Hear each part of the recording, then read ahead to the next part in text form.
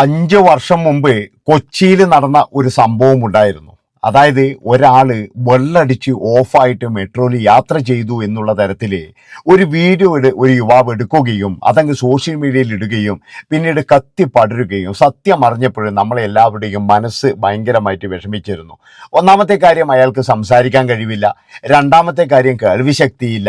പിന്നെന്ന് പറഞ്ഞു കഴിഞ്ഞാൽ അയാളുടെ ജ്യേഷ്ഠൻ ആശുപത്രിയിലായതുകൊണ്ട് 3-4 ദിവസമായിട്ട് ഉറക്കമൊഴിഞ്ഞ് നിൽക്കുകയായിരുന്നു.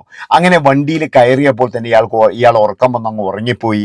അത് ഏതോ ഒരു പയ്യൻ എടുത്തിട്ട് വെള്ളമടിച്ച് ഓഫായി മെട്രോയിൽ കയറിയിരിക്കുന്ന യുവാവ് എന്നുള്ള തരത്തിൽ അത് സോഷ്യൽ മീഡിയയിൽ പബ്ലിഷ് ചെയ്യുകയും ആ ഒരു കുടുംബം അനുഭവിച്ച മാനസിക വിഷമങ്ങൾ അദ്ദേഹത്തിൻ്റെ മകനും മകളും പിന്നെ ഭാര്യ വീട്ടുകാരും അദ്ദേഹത്തിൻ്റെ വീട്ടുകാരും ഇവരെല്ലാവരും എന്ന് പറഞ്ഞ് അനുഭവിച്ച മാനസിക വിഷമം അത് പിന്നീട് എന്ന് പറഞ്ഞാൽ കേസിലേക്ക് പോകുന്നു. അതുപോലെ തന്നെ മറ്റു പല കാര്യങ്ങളിലേക്കും പോവുകയാണ്. എന്തോ ഭാഗ്യത്തിന് അയാൾ പിടിച്ചു നിന്നു, അയാൾ ജീവനൊടുക്കിയില്ല. അത് തന്നെയാണ് ഇന്ന് ദീപക്കിനും സംഭവിച്ചതെന്ന് ഞാൻ പറയുള്ളൂ. അതായത് ദീപക് എന്ന് പറയുന്ന ചെറുപ്പക്കാരനും ഇത് തന്നെയാണ് സംഭവിച്ചത്. ഈ 5 വർഷം മുമ്പ് അതിനെതിരെ എന്ന് പറഞ്ഞു കഴിഞ്ഞാൽ ഭയങ്കര പ്രശ്നങ്ങൾ ഉണ്ടാകുകയും അതുപോലെ തന്നെ എന്ന് പറഞ്ഞാൽ സോഷ്യൽ മീഡിയയുടെ ദുരുപയോഗത്തെ പറ്റിയിട്ട് ഒരുപാട് ചർച്ചകൾ ഉണ്ടാകുകയും അത് വികൃതി എന്ന് പറയുന്ന സുരാജ് വെഞ്ഞാറമൂടും സൗബിനും അഭിനയിച്ച ഒരു സിനിമ വരെ അതേ തുടർന്നുണ്ടായി എന്നുള്ളതാണ്. അതായത് ഒരു മനുഷ്യൻ മെട്രോയിൽ കിടക്കുമ്പോൾ അയാൾ ആരാണ് എന്താണ് എന്നൊന്നും ആലോചിക്കാതെ അയാളുടെ മാനസികാവസ്ഥ എന്താണ്, അയാൾ എവിടെ നിന്നാണ് വരുന്നത്, അയാൾ എങ്ങനെയാണ് ജീവിക്കുന്നത് എന്നുപോലും അറിയാത്ത ഏതോ ഒരുത്തൻ, ഒരു കഴിവേറിയെന്നേ പറയാൻ പറ്റുള്ളൂ, ഒരു കഴിവേറി അവിടെ നിന്ന് എന്ത് ചെയ്യുന്നു എന്ന് പറഞ്ഞു കഴിഞ്ഞാൽ ഒരു വീഡിയോ എടുക്കുന്നത്, അവൻ്റെ ഇൻസ്റ്റാഗ്രാമിൽ ഇത് പോസ്റ്റ് ചെയ്യുന്നത്, അവന് നിമിഷ നേരങ്ങളിൽ ലൈക്കുകൾ അതുപോലെ തന്നെ കമൻറ്റുകൾ പിന്നെന്ന് പറഞ്ഞ ഡോളറുകൾ ഇങ്ങനെ വന്നുകൊണ്ടേയിരിക്കുന്നത്. അതിൻ്റെ ഇടയിൽ എന്ന് പറഞ്ഞാൽ അവൻ അങ്ങ് വലിയ ആളായി മാറിക്കൊണ്ടിരിക്കുന്നു. പക്ഷേ ആ മനുഷ്യൻ്റെ ജീവിതം എങ്ങനെയായി? ആ മനുഷ്യൻ്റെ മക്കൾക്ക് സ്കൂളിൽ പോകാൻ കഴിയുന്നില്ല, ആ മനുഷ്യൻ്റെ മകൾക്ക് സ്കൂളിൽ പോകാൻ കഴിയുന്നില്ല, അയാളുടെ കുടുംബത്തിൽ ഒരുപാട് വിഷമങ്ങളും പ്രശ്നങ്ങളും ഉണ്ടാകുന്നു.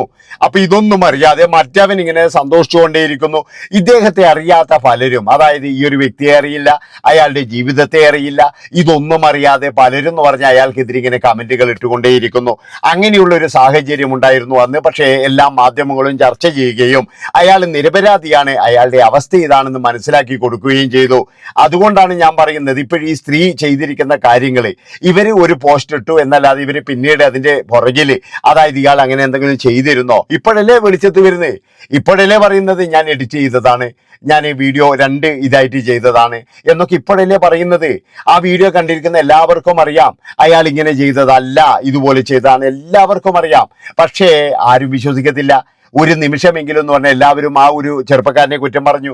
ഞാൻ പറഞ്ഞല്ലോ, എല്ലാവരും എന്ന് പറഞ്ഞാൽ കുറ്റപ്പെടുത്താൻ മാത്രമേ നിൽക്കുള്ളൂ. അതുകൊണ്ടാണ് ഞാൻ പറയുന്നത്, ഇങ്ങനെയുള്ള കാര്യങ്ങൾ വർഷങ്ങൾക്ക് മുമ്പേ വന്നതാണ്, ഇത് ഇന്നോ ഇന്നലെയോ ഒന്നും തുടങ്ങിയതല്ല. പിന്നെന്ന് പറഞ്ഞു കഴിഞ്ഞാൽ നമ്മൾ ബസ്സുകളിൽ കാണുന്ന നിരന്തരമായിട്ട് ഇതുപോലെയുള്ള സംഭവങ്ങൾ, ഇതിനിടയ്ക്ക് ഒരാളെ ഒരു സ്ത്രീയുടെ മൊബൈൽ നോക്കി എന്ന് പറയുമ്പോഴേ അവർ പറയുന്നത് എന്താ, എൻ്റെ ഇതുവഴി ഇങ്ങനെ നോക്കിയതാണ് എന്ന് പറഞ്ഞിട്ടൊരു കുഴപ്പം ഉണ്ടായിരുന്നു. ഇതുപോലെ ഇത്രയും വൃത്തികെട്ടവരാണോ നമ്മുടെ സഹോദരങ്ങൾ എന്നാണ് ഞാൻ ആലോചിക്കുന്നത്. അതായത് ഒരാൾ എങ്ങനെയാണ് നോക്കുന്നത്, എന്താണ് തൊടുന്നത് എന്നൊക്കെ പ്രതികരിക്കാനുള്ള ഇതൊക്കെ പോയോ? ഇപ്പം എല്ലാവർക്കും വേണ്ടത് വൈറൽ വീഡിയോ മാത്രമാണ്.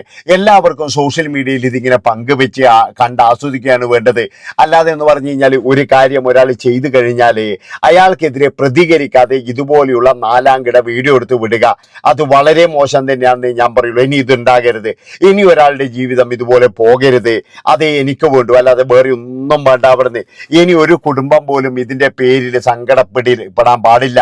ഇത് 5 കൊല്ലം മുമ്പ് നമ്മൾ പറഞ്ഞാണ്.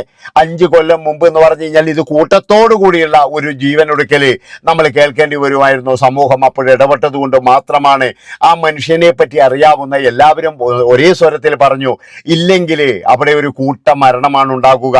അതാണ് നിങ്ങൾ മനസ്സിലാക്കേണ്ടത്. അത് പിന്നീട് സിനിമയായപ്പോൾ സുരാജ് വെഞ്ഞാറമൂട് ശരിക്കും അഭിനയിക്കുകയല്ല, ജീവിക്കുകയായിരുന്നു. കാരണം എന്താണ്, ആ ഒരു മനുഷ്യനെ പറ്റിയിട്ട് നമുക്ക് വേറെ ഇതൊന്നും വേണ്ട. ആ വൈറലാക്കിയ, വർത്താനം പറയാൻ അറിയാത്ത, വർത്താനം പറയാൻ കഴിയാത്ത, അതായത് ഉമയായ ആ ഒരു മനുഷ്യനെ നമുക്ക് വേറെ ഒരു ഇത് കൊടുക്കേണ്ട ആവശ്യമില്ലായിരുന്നു. സുരാജ് വെഞ്ഞാറമൂട് അതിന് കറക്റ്റ് തന്നെയായിരുന്നു. അപ്പൊ അങ്ങനെ സമൂഹ മാധ്യമത്തിൽ ഈടെയായിട്ട് വന്ന പോസ്റ്റിന്റെ ആ ഒരു ഇതിൽ എന്ന് പറഞ്ഞാൽ ഒരുപാട് പേര് ഇതുപോലുള്ള മാനസിക പ്രശ്നങ്ങൾ അനുഭവിക്കുന്നുണ്ട്. ഒരു പക്ഷേ എന്ന് പറഞ്ഞു കഴിഞ്ഞാൽ ആ ഒരു വയസ്സായ മനുഷ്യൻ അയാൾക്കിന്റെ ഇത് കൃത്യമായിട്ട് അറിയാത്തത് കൊണ്ടാണ് ഒരു പക്ഷേ അയാൾ ഇന്ന് ജീവിച്ചിരിപ്പുണ്ടാക്കുക. അയാളെ നമ്മൾ അന്വേഷിച്ച് പോയി കഴിഞ്ഞാൽ ചിലപ്പോൾ അയാൾ മരിച്ചിട്ടും ഉണ്ടാകും, അതും അന്വേഷിക്കേണ്ടിയിരിക്കുന്നു. അയാൾ ഏതെങ്കിലും തരത്തിൽ നാട് വിട്ടു പോയിട്ടുണ്ടോ, മരിച്ചിട്ടുണ്ടോ, അല്ലെങ്കിൽ അയാളുടെ വീട്ടിൽ എന്താണ് സംഭവിച്ചത്, ഈ ഒരു വീഡിയോ വന്നതിന് ശേഷം ആ വീട്ടിൽ എന്താണ് സംഭവിച്ചത്, ഇതൊക്കെ നമ്മൾ അന്വേഷിക്കുക തന്നെ വേണം. കാരണം എന്താണെന്ന് വെച്ച് കഴിഞ്ഞാൽ നമ്മൾ ഒരു ദിവസം കൊണ്ട് വിധി എഴുതി കഴിഞ്ഞു. കുറേ ആൾ പറഞ്ഞു അയാൾ ഈ ഇത് കാണാൻ വേണ്ടിയിട്ട് നോക്കിയതാണ്, കുറേ ആൾക്കാർ പറഞ്ഞു അയാൾ മൊബൈലിൽ നോക്കിയതാണ് എന്നൊക്കെ നമ്മൾ വിധി എഴുതി കഴിഞ്ഞു. പക്ഷേ ആ വീട്ടിൽ എന്താണ് നടന്നത്, ആ കുടുംബത്തിൽ എന്താണ് നടന്നത്, ആ മനുഷ്യൻ എന്താണ് സംഭവിച്ചത്, ഇതാണ് നമ്മൾ അന്വേഷിക്കേണ്ടത്. ഇത് ഇന്നോ ഇന്നലെയോ തുടങ്ങിയതല്ല, കുറേ നാളുകളായിട്ട് എന്ന് പറഞ്ഞാൽ ഇപ്പൊ ഇതൊരു ഫാഷനായി മാറിക്കൊണ്ടിരിക്കുകയാണ്. കുറേ ആൾക്കാർ ഇപ്പോഴും ക്യാമറ തൂക്കി ഇറങ്ങുന്നത് തന്നെ എന്ന് പറഞ്ഞാൽ എന്തെങ്കിലും ഒന്ന് വൈറലാക്കാൻ, ഇല്ലെങ്കിൽ ആരെ എന്തെങ്കിലും ഒന്ന് ചെയ്യാൻ വേണ്ടിയിട്ടോ. പിന്നെ ചില ആൾക്കാരെന്ന് പറഞ്ഞാൽ അവരുടെ ആൾക്കാരെയും കൂട്ടിക്കയറിയിട്ട് ഇമാതിരി തോന്നിയവാസം ചെയ്ത് അതും പിന്നെ വീഡിയോ ആയിട്ട് ഇടുന്നുണ്ട്. ഇങ്ങനെയുള്ള കുറെ കൂതറകൾ നമ്മുടെ നാട്ടിൽ ഇറങ്ങിയിട്ടുണ്ട്. അതുകൊണ്ട് എൻ്റെ പ്രിയപ്പെട്ടവരെ, നിങ്ങളൊരു കാര്യം ചെയ്യുക, ഓരോ സ്ഥലത്ത് പോകുമ്പോഴും വളരെയധികം ശ്രദ്ധയോടുകൂടി പോകുക. ഒരു കാരണവശാലും നിങ്ങൾ ഇതിൽ വീഴരുത്. ഇനി വീണ് കഴിഞ്ഞാൽ ദീപക് ചെയ്തതുപോലെ ചെയ്യരുത്. അതായത് അത് കൃത്യമായിട്ട് നമ്മൾ നേരിടുക തന്നെ വേണം. ഒരു കാരണവശാലും ആ മനുഷ്യൻ ചെയ്തതുപോലെ ചെയ്യരുത്. അച്ഛനെയും അമ്മയും ഓർക്കാതെ അയാൾ ചെയ്തത് വളരെയധികം വിഡ്ഢിത്തം തന്നെയാണ്. പക്ഷെ അയാളെ നമുക്ക് കുറ്റം പറയാൻ കഴിയില്ല. കാരണം അയാളുടെ മാനസിക വിഷമം എന്താണ്, അയാളുടെ മാനസിക നില എന്താണ്, ഇതൊന്നും നമുക്കറിയില്ല. അതുകൊണ്ടാണ് ഞാൻ പറയുന്നത്, ഇങ്ങനെയുള്ള കാര്യങ്ങൾ വന്നു കഴിഞ്ഞാൽ നമ്മളെ ഇതുപോലുള്ള കാര്യങ്ങളൊക്കെ നോക്കുക. നിരപരാധിത്വം തെളിയിക്കാൻ വേണ്ടിയിട്ടുള്ള എല്ലാ കാര്യങ്ങളും നമുക്കുണ്ട്. നമുക്കും സോഷ്യൽ മീഡിയ ഉണ്ട്. കുറേ ആൾക്കാർ നമ്മളെ കല്ലെറിയുമായിരിക്കാം, പക്ഷെ സത്യം അറിഞ്ഞു കഴിഞ്ഞാൽ ചേർത്ത് നിർത്തും. അത് തന്നെയാണ് ആ സിനിമയിൽ സംഭവിച്ചത്. വികൃതി എന്ന് പറയുന്ന സിനിമയിൽ അത് റിയൽ സ്റ്റോറി തന്നെയാണ്. അയാളെ എങ്ങനെയാണ് ജനങ്ങൾ ചേർത്ത് നിർത്തിയത്, അതാ ഞാൻ പറഞ്ഞല്ലോ. അവസാനം ഇവനെ പിടിക്കാൻ വേണ്ടിയിട്ട് പോലീസും കാര്യങ്ങളും എല്ലാവരും ഉത്സാഹിച്ചിരുന്നു. അവനെ പിടികൂടിയതിന് ശേഷം എന്ന് പറഞ്ഞു കഴിഞ്ഞാൽ അവൻ്റെ മുന്നിൽ കൊണ്ട് കാണിക്കുന്നുണ്ട്. അതുമാത്രമേ അവനോട് ആ പാപം ഒന്നും മിണ്ടാതെ നടന്നു പോവുകയാണ്. അവിടെയാണ് സിനിമ തീരുന്നത്. പക്ഷേ ആ സിനിമ നമ്മുടെ ഒരുപാട് ചോദ്യങ്ങളിലേക്ക്, എന്താണെന്ന് വെച്ചാൽ ഒരുപാട് ഇതിലേക്ക് നമ്മളെ കൊണ്ടുചെന്നെത്തിക്കും. കാരണം 5 വർഷം മുമ്പാണ് ഇറങ്ങിയത്. ഈ 5 വർഷം മുമ്പ് എന്ന് പറഞ്ഞാൽ നമുക്ക് എല്ലാവർക്കും അറിയാം, മൊബൈലോ സോഷ്യൽ മീഡിയ ഇത്രത്തോളം ആയിട്ടില്ല. എന്നാലും ഉണ്ട്, എന്നാലും ഇത്രത്തോളം റീച്ച് ആയിട്ടില്ല. അതിനുശേഷമാണ് ഇത് ഇത്രത്തോളം റീച്ച് ആയത്. അതുകൊണ്ട് ഇനി അങ്ങോട്ട് എന്ന് പറഞ്ഞു കഴിഞ്ഞാൽ കൂടുന്നതല്ലാതെ ഈ ഒരു കാര്യം കൊണ്ട് എന്ന് പറഞ്ഞാൽ ഇതിവിടെ നിർത്തിയെന്നൊന്നും എനിക്ക് പറയാൻ കഴിയില്ല.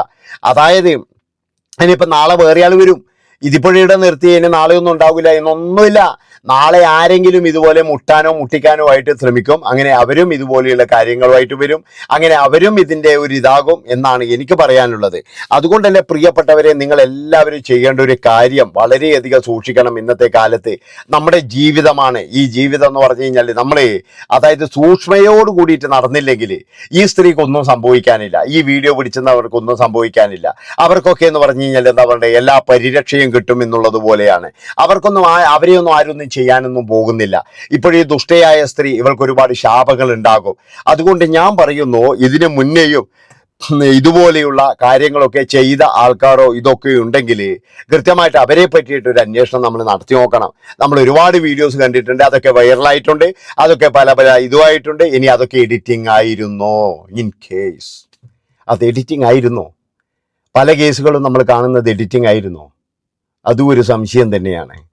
അത് വളരെയധികം ഒരു പ്രധാനപ്പെട്ട ഒരു പോയിൻ്റാണ്. നമ്മൾ കണ്ട വീഡിയോസ് എല്ലാം ഒറിജിനൽ അല്ലേ, എഡിറ്റിംഗ് ആയിരുന്നോ? പലരെയും തല്ലുന്നത് നമ്മൾ കണ്ടിട്ടുണ്ട്, പലരും എന്താ പറയുക ഇത് ചെയ്യുന്നത് നമ്മൾ കണ്ടിട്ടുണ്ട്. ഇതിൻ്റെ അകത്ത് ഒരുപാട് ചതിക്കുഴികളുണ്ട് എന്നാണ് എനിക്ക് പറയാനുള്ളത്. ജാഗ്രതയോട് കൂടിയിട്ട്. അതുപോലെ തന്നെ എന്ന് പറഞ്ഞാൽ 5 വർഷം മുമ്പ് ഇറങ്ങിയ വികൃതി എന്ന് പറയുന്ന സിനിമ നിങ്ങൾ ഒന്നുകൂടി കണ്ടു നോക്കുക. നിങ്ങൾക്ക് എല്ലാ കാര്യങ്ങളും മനസ്സിലാകും. നന്ദി, നമസ്കാരം.